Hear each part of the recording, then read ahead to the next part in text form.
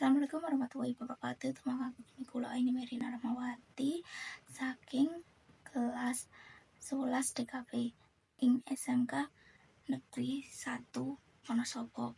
Griya kula ing Gunung Tawang, Silomerto, Wonosobo.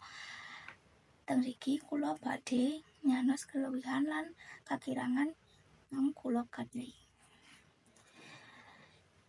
Ingkang sapisan kelebihan kang kula gadhahi yaiku keterampilan wonten ing gambar ilustrasi digital, gawe desain ingkang menarik, kawigatosan lan keterampilan punika nglebeti desain grafis, ilustrasi digital lan editing video. Ingkang kaping kalih, kakurangan saking diri kula inggih punika kirang saged fokus amargi anggenipun gambar keganggu gumantung wonten teknologi, wonten minatosipun ing bab ingkang boten visual utawi akademik. Ing kaping 3 kula ugi gadhah nilai diri ingkang sae kados ningkataken produktivitas lan efisiensi, mbantu kula gawe ide-ide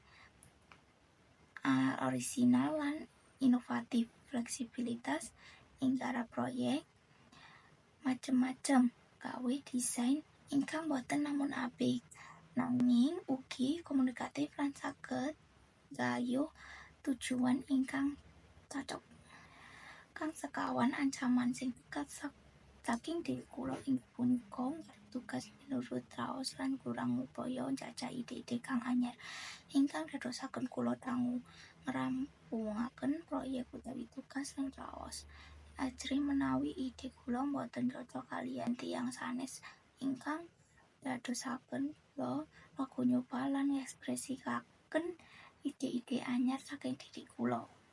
Ingkang kaping gangsal utawi pungkasan inggih punika kados kula saged multitasking ing pinten-pinten ayahan sekolah amargi kula gadhahi kesakahan asa kreativitas inggil ing wanci giat.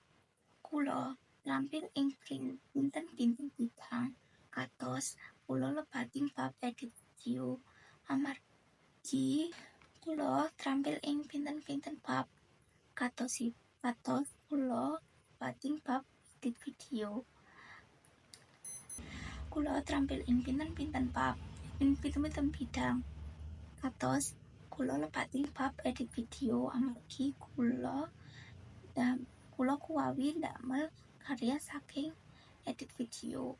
Kula saged disiplin amargi boten remi wontenipun keterlambatan tebeting pinten-pinten bab. Matur suwun.